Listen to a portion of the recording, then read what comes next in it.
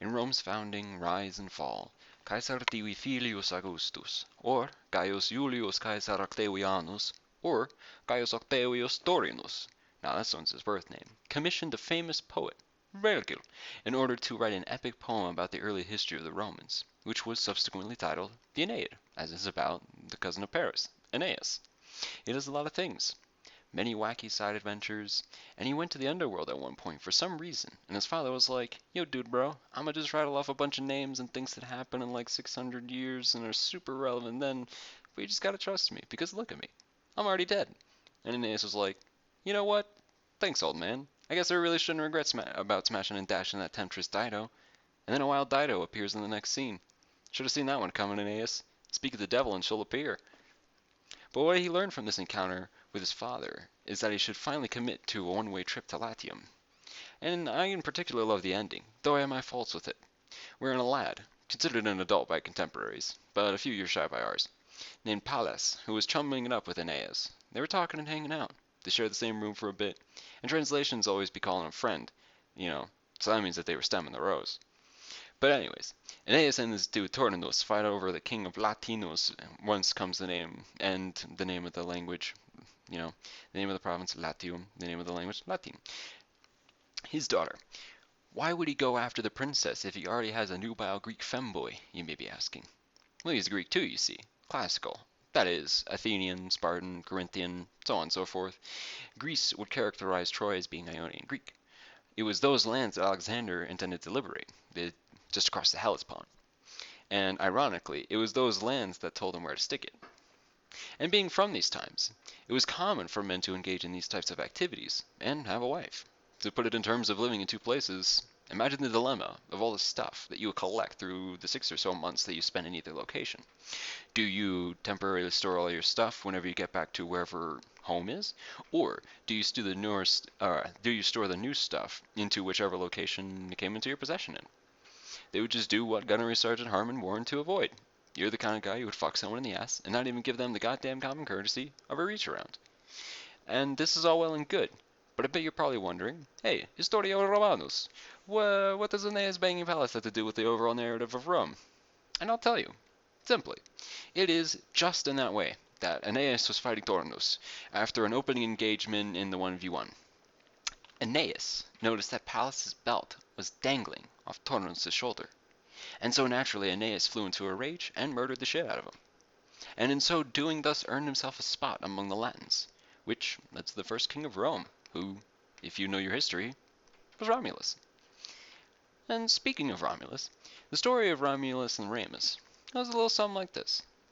Romulus and Remus were children of Alba Longa, king in Latium, and he, for whatever reason, cast them out into the local Tiber River, whereupon they washed ashore and were taken in by a she-wolf named Lupa, which just means she-wolf, you know, proof's in the pudding, as they say, and there she fed them with her own teats, and in so doing kept them alive long enough to be strong, big boys that could found a city. But when they got to the area that they wanted to found the city, which today is known as Rome, they found several hills that dotted the area. In particular, the two that they had decided on founding their cities of choice on were between Romulus's choice of the Palatine Hill and Remus's choice of the Aventine, or Aventina. In an interesting side note, the Palatine Hill went on to become the cognate from which we derive the word palace. And it was being, thus that a lot of rich people would buy up space and land up on that particular hill in order to exude their power over the rest of Rome, as well as the temple of Jupiter Optimus Maximus, which in Latin is Ides Ioi Optimi Maximi. However, it was most interestingly that Ramus's choice of the Aventine went on to become the site of the poorest of the poor. This is where you had the slums, the apartments, whatever you want to call it, like tenement housing, you put the word here. Two interesting characters from this particular subset, or I guess you could say borough of Rome, were the man named Sulla Felix and Gaius Julius Caesar, the famous one. And they both had a very similar arc in terms of their growth and their own destiny, I guess you could say. You know, Sulla went on, well, I guess not just Sulla, they both went on to, take over Rome by force, under arms, which was by all accounts illegal. And as well as that, they also instituted what they saw as several necessary reforms to the, I guess, way things run. And for Sulla, this was curbing the power of the people. And for Caesar, this was operating under the will of the people in very broad air quotes, but also operating for not only himself, but his friends. And, you know, can you blame him? I mean, Sulla did the same thing, right? And, you know, the only real difference between the two, when you really get down to it, is that because Caesar played to, well, not Caesar, Caesar, let's just realize that one, because Caesar played to, the more people's aspect, he was called the populares, and Sulla was, by contrast, part of the optimates, which were, supporting of the ruling patrician class. Although they were all part of the patrician class, there was only a handful of noi hom no new humans, new men that were going and operating, you know, in politics. And new men were just, people whose parents or grandparents or great grandparents or, run a line all the way back to not Romulus. Actually, yes, Romulus. Romulus setting up the first real Senate, which was just a council of elders. Um, the people who were originally in there were called patricians. So anyone who wasn't originally part of that, set of 500, 300 or something like that, a couple hundred families or people who, after that time, had managed to make it into politics, had managed to make it into a consulship, a proconsulship, a praetorship, yada yada yada. We're not considered as we're considered outsiders compared to, the people who were incumbent, who had their families, have a long history or, at least a history of having some sort of political office. And yes, these people were called, in singular, novus homo, new man. And, you know, these they weren't really new men, neither of them were.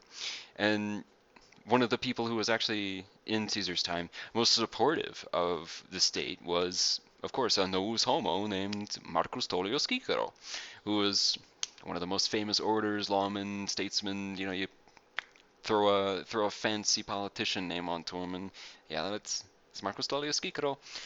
But to return from this little tangent right here, in return to Romulus, I guess. When Romulus and Remus had both had their hills, which, in case you forgot, is the Palatine for the Romulans and the Aventine for the Raymans, was it was a little tense. These are two brothers. They wanted to found a city together, and they both have different ideas, different visions on what this city should look like, where it should be, what type of, domineering presence that it should have over the areas that it looked down on, which, the Latin Valley, right? And, to really settle it, one day Remus noticed that there was 6 vultures sitting on his side of the camp, right? Right across the way from, Romulus's, a little bit over the swamp. And he runs his little gaggle of boys over, and he's like, "Listen, Romulus, we have 6 vultures, 6 blessings of Mars on ours. That means that you are the loser here. That means we should pick the Aventine." To which Romulus coolly replies, "Ours has 12.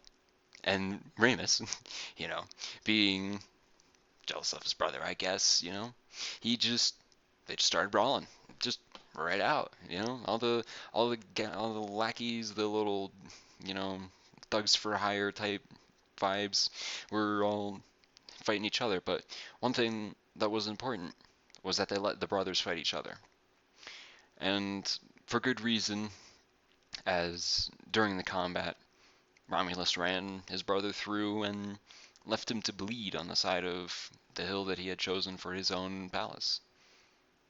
Whoops. And yeah, from from that, Remus being gone, there was no real reason for his companions to stick around and be like, hey, Romulus, we're gonna stick it over on the Aventine Hill. No, they were like, listen, you already got a place, you already got some houses set up, we're just gonna stick with you. And now they've all got men. That's a big problem, right? Can't really start a civilization that can survive more than like a generation with only men. It's not gonna work. So they saw, or I, yeah, they went to a local group of people named the Sabines, and they sent over letters. They're like, hey, let's have a little party. Well, it was at that party that Romulus and all his boys, you know, they all stare at Romulus. They're like, when's he gonna give the signal? And Romulus is like, now. And then they all grab the women and run the fuck out of there. This is known as this rape of the Sabine women in history. There's several paintings, and, statues and that type of thing under that name. So if you're looking for art of this, that's what it's called. But it's not rape in that they force their love upon the Sabine women, and I'll get more into that later. But it's because it comes from the Latin word rapere, which means to take, and so they just went up and took them. And so to get back to the point of why the woman, would have consented to this, which is like, the other half of that argument, right? The fathers and brothers of those women that were rapared, I guess, to anglicize it, they decided to come over and be like, hey, Romulus, what the fuck, bro? Why you just taking our daughters like that? Why you taking our sisters? Or they're our family, man. How can you do this? And come down here and fight me like a man. And if you win, you get to keep them. And it was in that moment when, Romulus and his companions were solemnly putting their gear on and sharpening their blades to go out and fight for the women that they had just stolen. The women that they had stolen rose up on the ramparts and yelled down at their fathers and were like, listen, this is the life we have chosen. These are the people that we want to be with. And if you cannot accept that this is the life that we desire leading, then you aren't our family. And then there's no reason for you to fight for us. And the Romulans are like, well, that's a load off our shoulders. And the Sabines are like, whoops, looks like that's an entire military intervention that we can't really do. Wah wah. And that was that, you know? Now they have women. Now they can last beyond a generation, and they don't have to just sodomize their homeboy. and that's that's the central theme here, That's loyalty to Rome over everything, and especially Greek boy pussy. So remember that next time, Rome is light, Rome is life, Rome is all, and Rome is love. Rome is better than Greek boy pussy, even if you feel the need to say, Chowder, that Greek boy pussy got me questioning my loyalty to Rome. Remember, Rome and its glory are eternal.